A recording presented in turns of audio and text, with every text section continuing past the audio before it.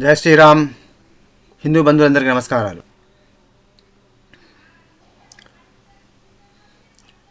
చాలామందికి వేధిస్తున్న ప్రశ్న, భారతీయులకు ఇంకా బ్లేచ్లు, ఫారినర్సు, ఇంటర్నేషనల్స్, భారతదేశానికి శత్రువులు, అంతర్గతంగా బాహ్యంగా ఉన్నటువంటి శత్రువులు, విదేశాల్లో ఉన్నటువంటి శత్రువులు కూడా ఒక క్వశ్చన్ తెలుస్తూ ఉంటుంది, వాళ్ళ మైండ్ లోపల మెదులుతూ ఉంటుంది. దానికి వాళ్ళు ట్రేస్ చేసి ఆన్సర్ ఫైండ్ అవుట్ చేయలేకపోయారు. ఏమిటి ఆ క్వశ్చన్ అంటే, భారతీయులు, హిందువులు పరమమూర్ఖుల్లాగా, అసమర్థుల్లాగా, పిరికి వాళ్ళలాగా కనిపిస్తూ ఉంటారు. ప్రపంచంలో ఎన్నో దేశాలను, వందల దేశాలను మేము ప్రపంచవ్యాప్తంగా అన్ని ఖండాల లోపల మేము ఆక్రమించుకొని వాటి పూర్తిగా మా మతాల్లోకి, మా ఎడారి మతాల్లోకి మార్చుకోగలిగాము. కానీ భారతదేశాన్ని మాత్రము మేము పూర్తిగా 800 సంవత్సరాలు శాంతి మతపోళ్ళు, 200 సంవత్సరాలు, 2 centuries above Portuguese, Dutch, French, Britishers అంతగా పైగట్టుకొని 1000 years ఈ దేశం మీద ఆన్స్లాట్ చేసి కంటిన్యూస్ చేసినప్పటికీ కూడా ఈ ఇండియాని పూర్తిగా మేము డ్యామేజ్ చేయలేకపోయాము. బాగా కొంత డ్యామేజ్ చేయగలిగాము, కానీ పూర్తిగా భారతదేశం పూర్తిగా ఆక్రమించుకొని ఇక కల్చర్ను, సివిలైజేషన్ను పూర్తిగా నాశనం చేసి ఈ పూర్తిగా హిందువులనే వాళ్ళు నామరూపాలు లేకుండా చేసి వాళ్ళ యొక్క ఎడారి మతాలను పూర్తిగా మతరాజ్య స్థాపన చేయలేకపోయాము అని వాళ్ళను వేధిస్తూ ఉంటుంది అనమాట. కమ్యూనిస్టులకు కూడా అదే క్వశ్చన్ అనమాట. Why you could not change this country into communist country? Why could not demolish the culture of this country? Why could not destroy the dharma of this country? That is Sanatana పెద్ద ధర్మ అని వీళ్ళకి క్వశ్చన్స్ కల్పిస్తూ ఉంటాయి అనమాట.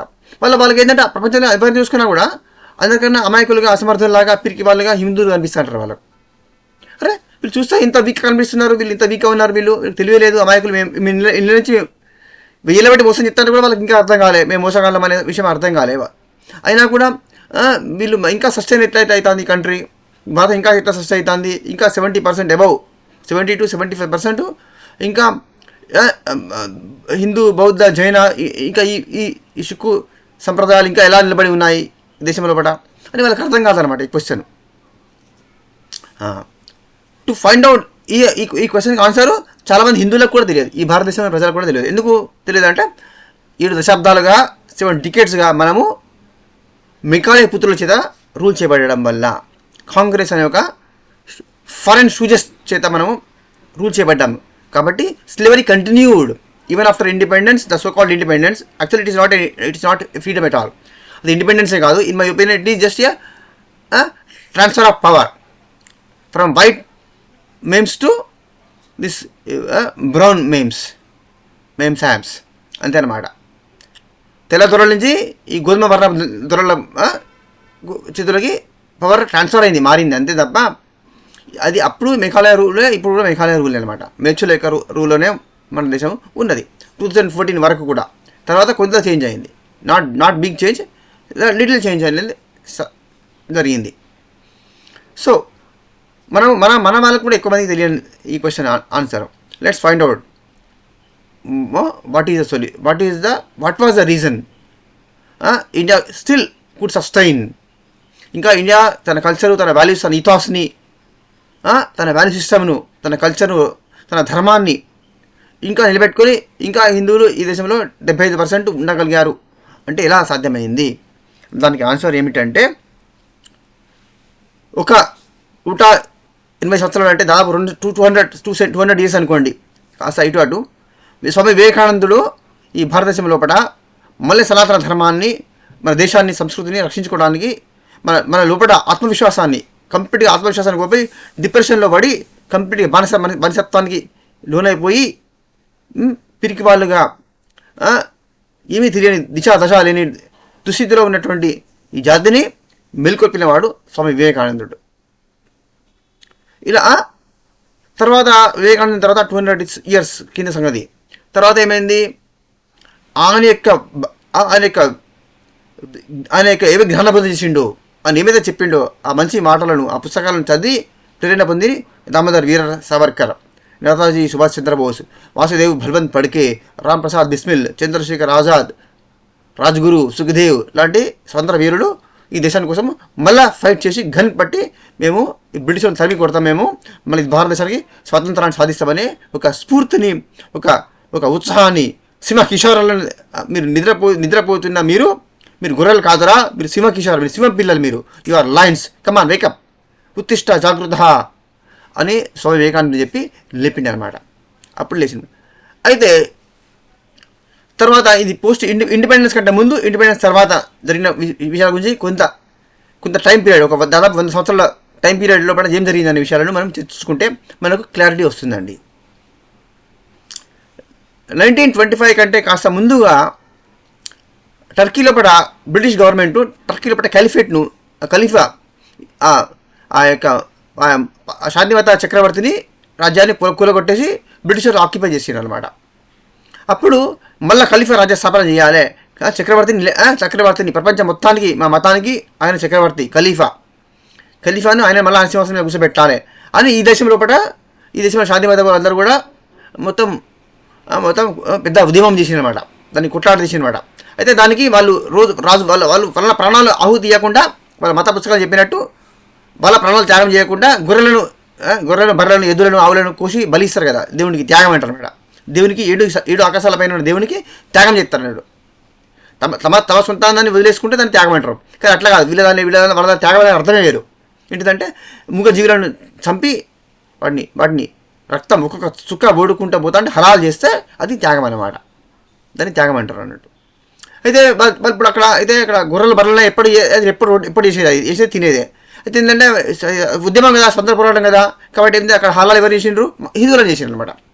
ముప్లా rights, Kerala లోపల మలబార్ లోపల జరిగే ముప్ల నరసంహారము, హిందూ నరమేధము, హిందూ జీనోసైడ్ అక్కడ జరిగిందనమాట. అయితే గాంధీ నోరు మూసుకొని పిన్ డ్రాప్ సైలెన్స్. కాంగ్రెస్ వాళ్ళు గాంధీ తాత ముచ్చమాట మాట్లాడారు, సైలెన్స్, పిన్ డ్రాప్ సైలెన్స్ అనమాట. ఏమి పాపం చెడు చూడొద్దు, చెడు వినొద్దు, చెడు మాట్లాడదని 3 కూతుల సిద్ధాంతాన్ని కరెక్ట్గా ఫాలో అయ్యింది అనమాట. అది ఫాలో అయ్యని మనం చెప్పిండు ఆయన మనకు తెలివిగా. హిందువులు మూర్ఖులు కదా కాబట్టి అది నమ్మినమాట. అయితే మరి ఖిలాఫత్ ఉద్యమానికి మనకేం సంబంధము? ఖిలాఫత్ ఉద్యమానికి మనమే భారతీయులు ఎందుకు సపోర్ట్ చేయాలి, దాన్ని మనం ఎందుకు సపోర్ట్ చేయాలి, నేషనల్ కాంగ్రెస్ ఎందుకు సపోర్ట్ చేయాలి, మనము మన దేశాన్ని స్వతంత్రం కోసం మనం కొట్టాడాలి ఎలా అని ఆర్ఎస్ఎస్ యొక్క ఫౌండర్ అయినటువంటి డాక్టర్ కేశవరావు హెగ్డే వారికి ఒక ప్రశ్న వచ్చింది ఆయన మనసులో పట వచ్చింది. ఆయన కూడా నేషనల్ జాతీయ కాంగ్రెస్ ఉద్యమం లోపల ఆయన పాల్గొంటూ ఉన్నాడు. ఆయన కూడా స్వతంత్ర పోరాటంలో పాల్గొన్నాడు. ఈ కాంగ్రెస్ వాళ్ళు చెప్పినట్టు ఆర్ఎస్ఎస్లకు ఫ్రీడమ్ ఫైట్లో వాళ్ళు పాల్గొనలేదు, వాళ్ళకి సంబంధమే లేదు, వాళ్ళు బ్రిటిష్ స్టూజెస్ అని వాళ్ళు ఆరోపణిస్తారు. నిజానికి బ్రిటిష్ స్టూజెస్ ఎవరు? వాళ్ళు కాంగ్రెస్ కాంగ్రెస్ మావలే ఈ బ్రిటిష్ స్టూజెస్ అనమాట. వాళ్ళ చెంచాలుగా ఈ దేశంలో పనిచేసిండ్రు. అయితే మరి అందుకనే అప్పుడు గమనించిండు, హిందువులు పరమమూర్ఖులుగా శాంతియుత పోరాటము, అహింస సత్యాగ్రహ పోరాటం లోపల పాల్గొంటూ బ్రిటిష్ వాళ్ళ తుపాకులు బలి అయిపోతున్నారు, హిందువులు గొర్రెలాగా చచ్చిపోతున్నారు. హిందువుల స్వతంత్రం వచ్చిన తర్వాత మన పరిస్థితి ఏంటిది? బ్రిటిష్ వాళ్ళు రాకుండా ఇంకో 5 ఏళ్ళకో 10 ఏళ్ళకో 20 ఏళ్ళకైనా సరే బ్రిటిష్ వాళ్ళు బిల్లలు వెళ్ళగొడతాము, స్వతంత్రం వస్తుంది. ఎటువంటి స్వతంత్రం వస్తుంది, ఎటువంటి ఫ్రీడమ్ వస్తుంది, తర్వాత అది ఎవరి చేతిలో పోతుంది, అది ఈ దేశం ఎవరి చేతిలో పోతుంది, అప్పుడు హిందువుల పరిస్థితి ఏంది? ఇన్ని క్వశ్చన్స్ ఇవన్నీ కూడా డాక్టర్ హెగ్డే వారు మనసులో మెదిలినాయి. అప్పటికే వాళ్ళు ముస్లిం లీగ్, మహమ్మద్ అలీ జిన్నా యొక్క నేతృత్వంలో ఉన్నటువంటి ముస్లిం లీగు బ్రిటిష్ వాళ్ళు పూర్తిగా పోగానే పూర్తిగా భారతదేశాన్ని స్వాధీనం చేసుకొని పూర్తిగా వాళ్ళ మతరాజ్య స్థాపన చేసి హిందువులను బానిసలుగా చేసుకొని వాళ్ళ యొక్క మత రాజ్య పరిపాలన చేయాలని వాళ్ళు ప్లాన్ వేసిండ్రు అనమాట. అప్పటికే ఆలోచన సాగుతున్నాయి, కుట్రలు కొంత ప్లాన్స్ సాగుతున్నాయి అనమాట. వాళ్ళు చర్చలు చేసుకుంటూనే ఉన్నారు, వాళ్ళు ప్రయత్నాలు ప్లాన్స్ చేస్తూనే ఉన్నారు అనమాట. అయితే ఇక్కడ కేవలం గాంధీ తాత మన మన మన మామ నెహ్రూ మామ అంకుల్ శామ్ లెక్క అంకుల్ నెహ్రూ వీళ్ళ చేతుల్లో మొత్తం ఇండియన్ కాంగ్రెస్ ఒకటే ఉండి ఇది ఒకటే పోరాటం చేస్తుంటే వాళ్ళ పని ఈజీ అయ్యేది, వాళ్ళు అనుకున్నట్టు సాధించేవాళ్ళు. కానీ ఇక్కడ వాళ్ళకు మింగుడు పడేది ఎవరంటే నేతాజీ సుభాష్ చంద్రబోస్. ఆయన స్థాపించిన Indian national Azad Hindu force, Indian national army ఏదైతే ఉన్నదో అది భారతదేశానికి మేము స్వతంత్రం సాధిస్తాము, గన్ ద్వారా సాధిస్తామని చెప్పి ఆయన అప్పటికే ఆయన ఆయన ఇండియా నుంచి ఇక్కడ ఇండియా కాంగ్రెస్ లోపల ఇది బాగా లేదని చెప్పి దాన్ని రాజీనామా చేసి వెళ్ళిపోయింది అనమాట. పోయి జపాన్ వెళ్ళిపోయి అక్కడ జపాన్ తర్వాత జర్మనీ వెళ్ళి హిట్లర్ని కలవడం ఇవన్నీ జరిగినాయి అనమాట. అయితే వాళ్ళు బహుమతులు జిన్నా భయపడ్డది నేతాజీ సుభాష్ చంద్రబోస్కు, ఆజాద్ హింద్ బోస్కు. మేము పూర్తిగా మా చేతిలోకి తీసుకుంటారంటే ఇది సాధ్యపడదు, వీళ్ళు మమ్మల్ని బ్రిటిషర్లను మమ్మల్ని వదులుతారా, వదిలేరు. కాబట్టి ఇది ఎట్లా వర్కౌట్ కాదు. కాబట్టి నాకు సెకండ్ ఆప్షన్ ఏంటిదంటే విభజన. నేను ఒక ముక్క తీసుకొని ఆ ముక్కకు నేను ప్రెసిడెంట్ అవుతా, నేను పరిపాలించుకుంటా అని మహమ్మద్ జిన్నా గాడు డిసైడ్ అయ్యాడు అనమాట. డిసైడ్ అయ్యి వాడు బ్రిటిష్ వాళ్ళతోని గాంధీతోని కూడా ఇదే మాట్లాడి క్లియర్గా చెప్పేసిండు. అయితే గాంధీ చేత బదులాడినట్టు నువ్వే ప్రధానమంత్రిగా ఉండు, మొత్తం మీ వాళ్ళనే పెట్టుకో, మినిస్టర్లు పెట్టుకో, కేంద్రంలో మొత్తం మీరే రూల్ చేయండి, మాకేం అవసరం లేదు, మాకు ఒకే మినిస్టర్ చేయకుండా పర్వాలేదు, మళ్ళీ మా ఇండియన్ పార్టిషన్ చేయకు, నెహ్రూ మీరంతా కలిసి మీరు రాజ్యం చేసుకోండి, పరిపాలన చేసుకోండి, మీ ఇష్టం వచ్చిన రూల్స్ పెట్టుకోండి, హిందువులకు ఏమి ఇవ్వకుండా పర్వాలేదు, ఏ హక్కులు ఇవ్వకుండా పర్వాలేదు, హిందువులు ఎట్టైనా బతికేస్తారు అని మనందరి మీద ఆయనకు అధికారం ఉన్నట్టు హిందూ జాతి గురించి ఆయన నిర్ణయాలు తీసుకున్నాడు అనమాట. తీసుకొని వాళ్ళకు బతిలాడిండు వాడిని మొహమ్మద్ అలీ జిన్నాకు గాంధీ. అయితే వాడు ఇది ఎట్లా వర్కౌట్ కాదు, నువ్వు ఎంత చెప్పినా కూడా అది వర్కౌట్ కాదు, అందరూ నువ్వు చెప్పినట్టు వినరు, స్వాభిమానం కోసం సార్వభౌమాధికారం స్వాతంత్రం కోసం స్వాభిమానం కోసం కొట్లాడే వాళ్ళు ఈ భారతదేశంలో ఎంతోమంది ఉన్నారు. సుభాష్ చంద్రబోస్ ఆల్రెడీ ఆయన పెద్ద తీవ్రంగా ఉద్యమం చేస్తాడు. కాబట్టి ఇది వర్కౌట్ కాదు, విభజన మాకు కంపల్సరీ విభజన కావాల్సిందే, ఇది వర్కౌట్ కాదు, మేము ఇండియాలో కలిసి మీతో ఉండలేము, కాఫీలతో మేము ఉండలేము, మాకు సపరేట్ మా మతానికి ఒక రాజ్యం కావాలి, దేశం కావాలి అని చెప్పి వాడు ఫైనలైజ్ చేసుకొని వాడు డిసైడ్ అయిపోయాడు అనమాట. అయితే గాంధీ గొప్ప కోతలు పోసిండు, నా ప్రాణం పోయి నా శివ మీదనే విభజన జరగాలి, నేను బతుకుండగా విభజన జరగదా అని మాట్లాడిండు. విభజన జరిగింది. ఆయన పోయి కలకత్తాలో పడ్డ మన హిందువులను ఊచకోత పోసిండ్రు. ఇది డైరెక్ట్ యాక్షన్ డే రోజున పడ బెంగాల్లో పడ్డ నరమేధం జరిగింది, హిందూ నరమేధం జరిగింది. అక్కడ పోయి శాంతి అనమాట, మీరు ప్రతీకారం తెచ్చుకోండి అని శాంతి చెప్పిండు అనమాట హిందువులకు. కలకత్తాలో ఊరు కాలనీ ప్రతి వీధి ప్రతి రోడ్ల మీద ప్రతి కాలనీ రోడ్ల మీద గల్లీలో తిరుక్కుంటా హిందువులకు శాంతి చెప్పిండు అనమాట గాంధీ. శాంతి బోధించుకుంటూ పోయిండు. అక్కడ మనకు 10 డాన్ ఎక్స్ప్రెస్ అనే ట్రైన్లో పడ 14 ఆగస్టు 1947 తెల్లారి మనకు హిందువుల శవాలతోని రైళ్ళు వచ్చినాయి అన్నమాట. ఆ ట్రైన్ పేరు కూడా మీకు చెప్పాను, 10 డాన్ ఎక్స్ప్రెస్ అనేది.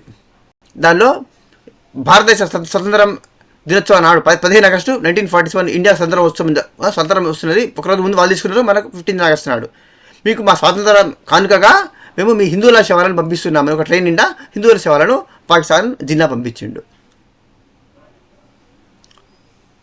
అక్కడ హిందువులందరూ ఊర్ల పండి ఉన్న వాళ్ళకి ఏం తెలుసు అమాయకులు కదా. ఒక all India radio news, British news, అక్కడక్కడ కొన్ని చిన్న పేపర్లు, ఆ పేపర్ చదవాలి చాలా కొద్దిమంది, కాబట్టి హిందువులు తెలియదు అనమాట. అక్కడ నెహ్రూ జెండా ఎగరేసుకుని సంతోషంగా ఆయనకు వచ్చేసింది.